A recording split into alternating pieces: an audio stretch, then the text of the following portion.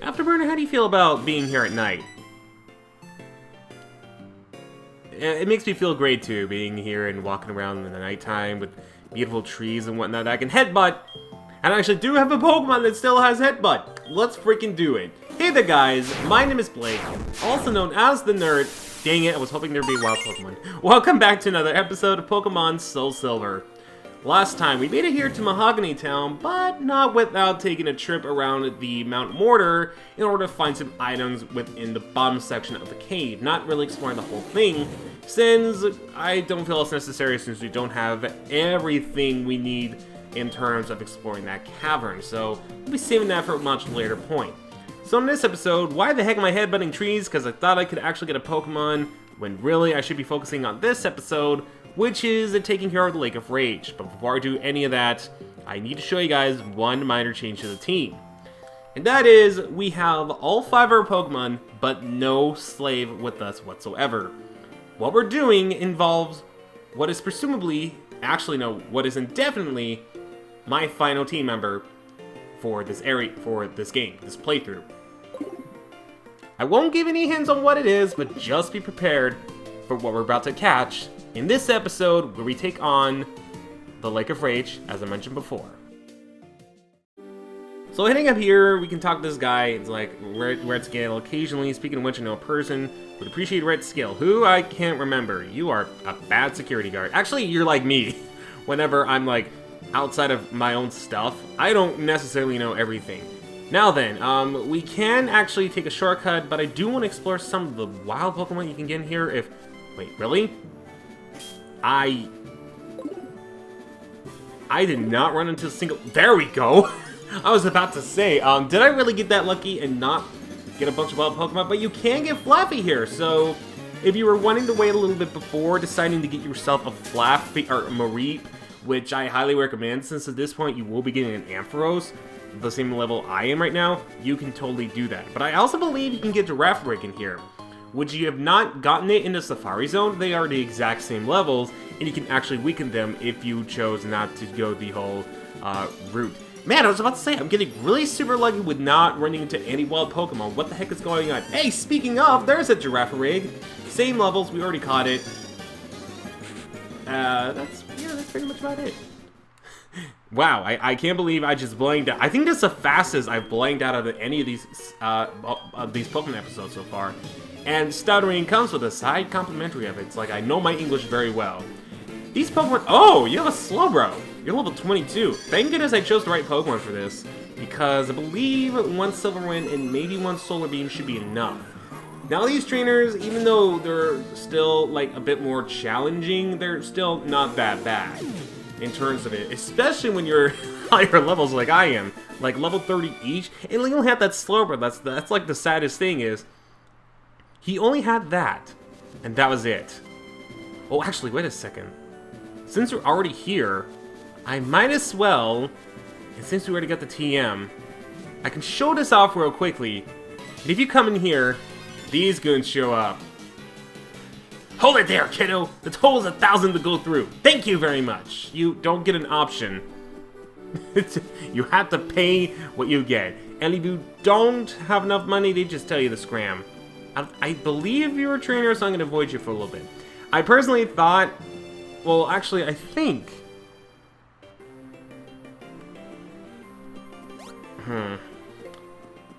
I'm willing to bet... Well, I can figure it out afterwards. I was going to come down here thinking that... Wait a second, I need some more HMs anyways, aside from Surf. I might need Cut or something, but I could be totally wrong on that, so... Since we've seen some of the wild Pokemon, and other wild Pokemon that are available here are Noctowls and whatnot, let's just go through the same grass patch again. If we find any trainers, let's just battle them, because honestly, I could use this as much... Well, I don't need the experience, that's the thing, but I'd much rather have some actual... What? You, sir, are the first one to not actually turn around immediately when I was running. What is up with this area? I don't understand. He did it again! He actually did it again! That's unbelievable. I've never had that happen before in this playthrough at all. That's interesting. Is there a hint I'm here for coming here? No, but there's a headbutt tree. Might as well see what this is all about. See what Pokemon we get here. Probably nothing interesting, or no Pokemon at all. Interesting. So now we're here at the Lake of Rage. This would be a particularly good area if you had Cut or something like that. And this area is flooded. It's absolutely destroyed with trees. And I don't think this particular area need Cut or something like that. I could be totally wrong with that. Really no Pokemon by headbutting this? That's really interesting. But by coming upon here, you will actually get some really interesting items. So I recommend going this way anyways for the item source before taking on the main course. And speaking of, we get a Red Flute. That I think doesn't eliminate wild Pokemon, but rather, where is it? Did I already get another Red Flute? Where is that? Oh, it's in the medicine! Because, wait, what? Where's this flute? Is it a key item? Where did it... Oh, the Rage Candy Bar is a key item here. That's interesting. Probably one of the most useless ones. Let's see. Many tourists like to buy and take it home. Yeah, it's a key item. It's very... Oh! This one snaps out of the infatuation. The only item that actually does that. Interesting. I actually forgot the affliction. I knew it in it. I thought I actually stopped confusion for a second, but I didn't realize it was infatuation. That's the only item that does that. Which is sad too, because I really wish berries would have something like that too. Or like a held item, like full heals and whatnot, could do that as well. I think that'd be a little bit interesting to, if it did that as well. Maybe for Sword and Shield it may do that, to where that item has a bit more use than just infatuation, which would be pretty interesting to say the least. But who knows? Who actually knows? So this is a dead end here. So yeah, sometimes around here this might be a waste of repels. If you're not careful where you need to go. Hopefully I don't need Cut, because I'm starting to feel like I might need Cut for some reason. And even if I do, I can always come back here after getting what is necessary in order to get the item that I need. Oh, wait a second. No, I don't. I'm actually going to go over to this item first, just because it's right there. But then, so we get TM43's Secret Power. That I actually forgot about. So, Secret Power. It is, if I recall, a 70 power move with 100 accuracy. It has, I believe, a 30% chance of causing any effect, but the effect is random. It's not actually random, but it depends on where you're at in terms of your environment. For example, if you're in grass, it put the opponent to sleep. If you're in a cavern area, it can make the opponent flinch. If you're in a building, it can cause the opponent to get paralyzed. I don't remember exactly all of them, but that's like the main three I remember, because those ones are actually not only very memorable, but also very beneficial depending on your area. So it's an interesting TM if you want to teach it to some of your Pokemon. It's not one of those TMs I like highly recommend, but it's one of those TMs that might be interesting for you to try out in case you want to do something like this. But we also have this house. I believe this is the guy that teaches you Hidden Power. He has strayed far. Here I have meditated. Inside me, a new power has been awakened. Let me share my power with your Pokemon. Take this, child. TM10 Hidden Power.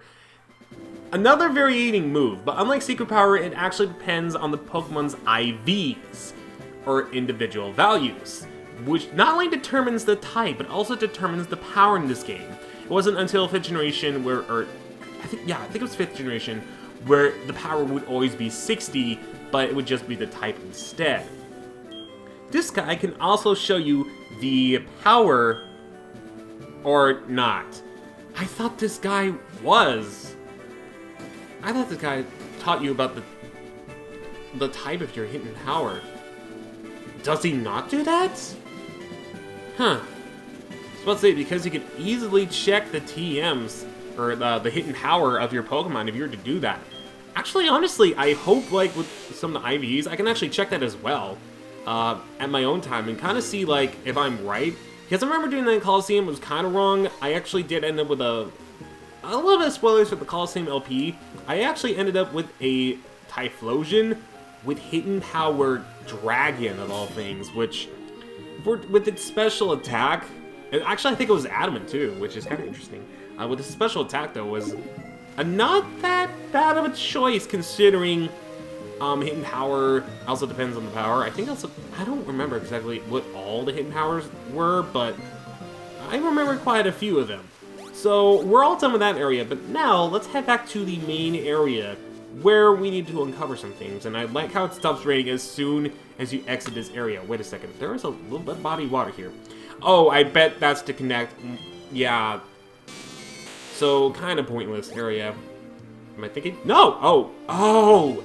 That's what I was thinking about Cut. You need Cut in order to get a black apricorn, which I don't need, so I'm not 100% worried about that whatsoever. Good to know. Now, if you want to do me a favor and not notice me when I run this way, well, the guy didn't notice me. The repel certainly wore off. Alrighty, so now we're here in the Lake of Rage, but I do want to visit this guy really quickly. The Lake of Rage is actually a crater made by rampaging Gyarados. The crater filled up with rainwater and a lake was formed. That's the story passed from my grandpa's great-great-grandpa. It used to be that you catch a lively Magikarp there, but I don't understand what's happening. Honestly, neither do I, but I do know one thing: rain makes corn, and corn makes whiskey. I am sorry I had to make that reference. Did my eyes deceive me? I saw a red Gyarados in the Lake of Rage, but I thought Gyarados were usually blue.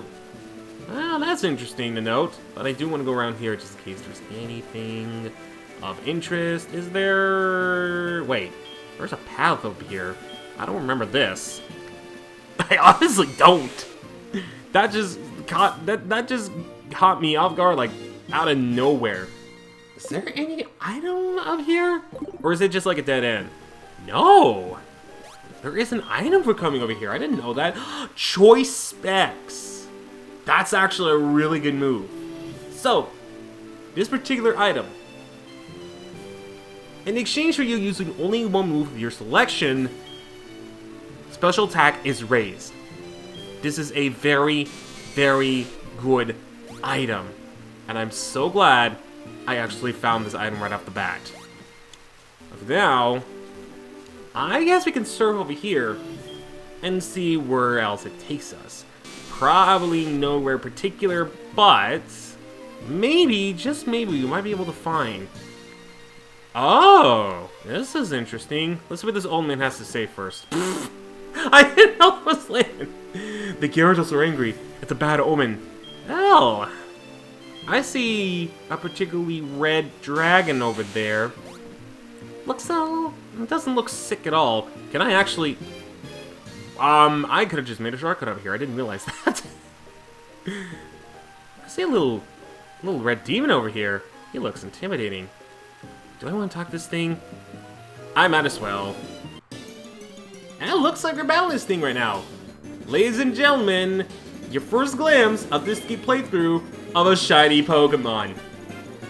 The whole reason I'm not being like, oh my gosh, a shiny Pokemon, because if you have not caught a shiny Pokemon up to this point, this is the first demonstration of shiny Pokemon. Normally, these Pokemon appear as a 1 in 8,192 chance. But in later games, there were ways you can tinker around and make the chances even higher if you're so desiring to catch said shiny Pokemon. I was hoping that would actually shake at least once, but I'm honestly super glad they didn't shake at all, because I honestly did want to at least put some effort into catching this thing. And Gyarados is not one of those cases where it's a 1 in 8,192 chance. This is one of the forced shinies, I like to call, where it's always in a shiny form regardless, and dang, that did minimal damage. I was going to do a lot more than that. Might be a fact that it might actually have... I don't want to say, because I could be wrong, but it might have some good ideas on special defense, if anything. That's what I'm thinking. Also, something might be happening? I hope not, because I've been on a streak without having stuff happen, like interruption-wise. I'm hoping that doesn't happen here, but yeah, at least I can cut it out, anything. I could confuse Ray, but honestly, I don't want to deal with that sort of thing right now. But Gyarados, as a Pokemon, this thing is not Water Dragon yet.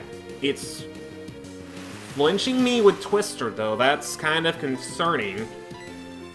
But this thing is actually Water Flying, meaning that it's 4 times weak to Electric and not just weak to Dragon. Unfortunately, if you're planning on using this thing, good luck. It does have Dragon Rage, though, so if you're looking for a Pokemon with Dragon Rage, oh, that did pretty good damage. Wow, good job, Sephiroth. I'm glad Payback actually came in for once and it didn't use Quick Claw. Thank goodness for Umbreon and that lonely nature. So normally Gyarados is blue, but shiny is red.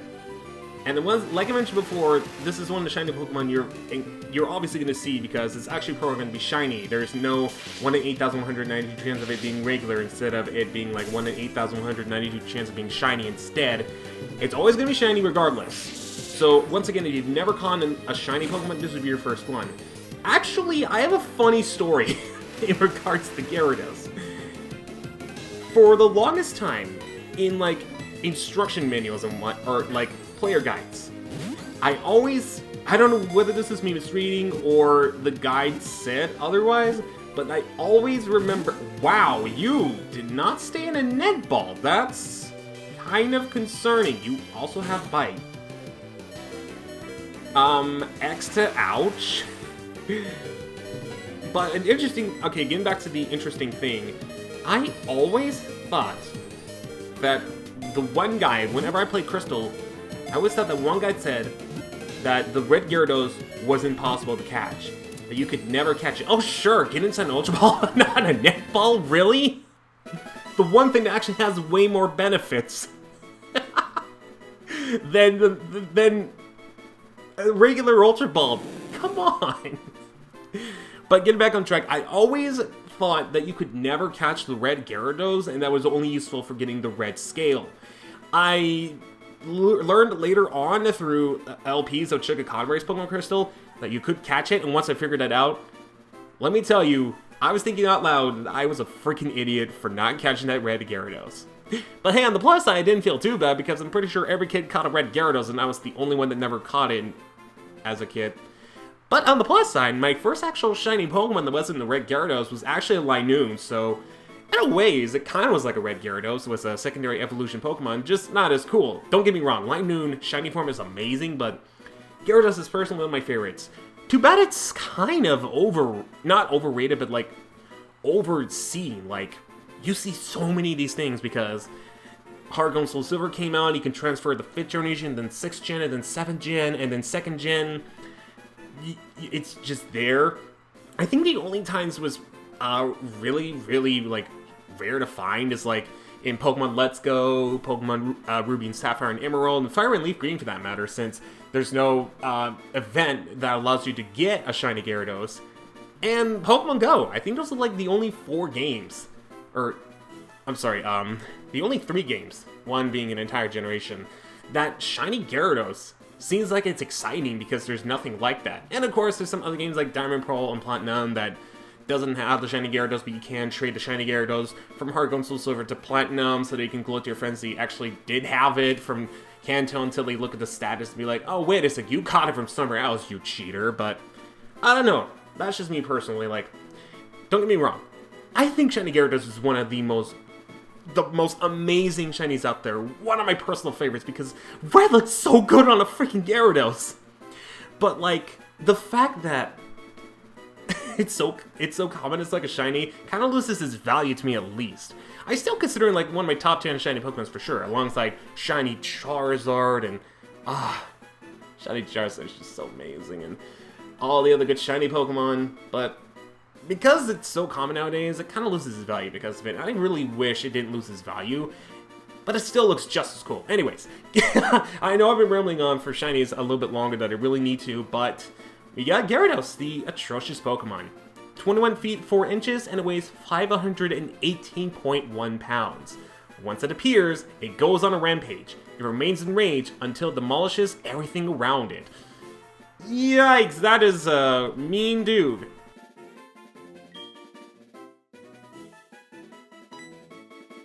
Of course I'm gonna nickname this thing because, believe it or not, it's the final team member well, of the team.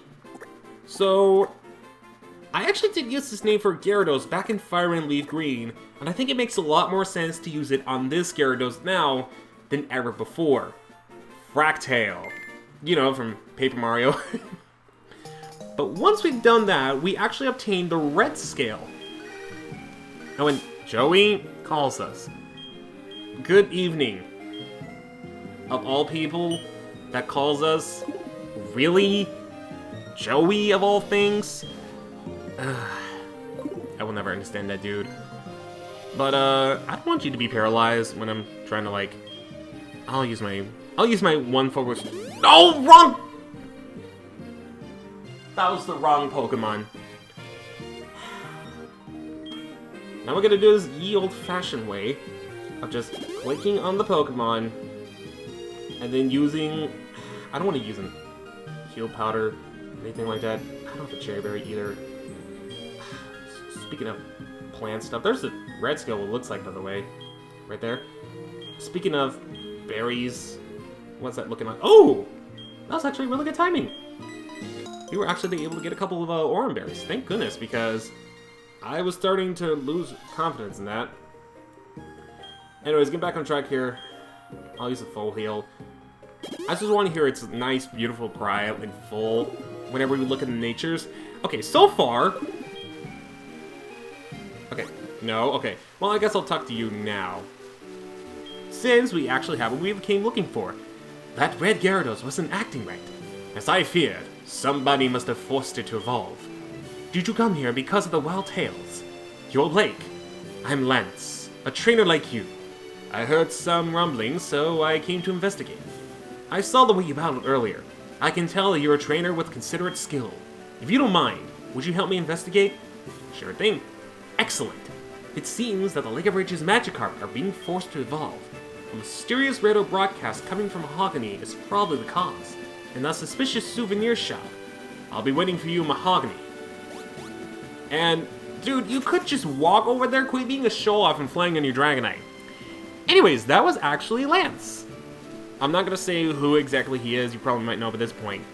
But, I must know now. We've gotten kinda lucky with some of our natures, aside from Vulcan, who has a lowly nature. We've gotten a nature that benefits Oberon. We've gotten a nature that really benefits Afterburner. We've gotten a nature that actually works out for Sephiroth, despite the fact that it also hinders one of its beneficial natures. And from PBR, we got a neutral nature, which works in kind of its favor, since it can be both physical and special. I must know now, what is your nature? Oh, hasty, so... What?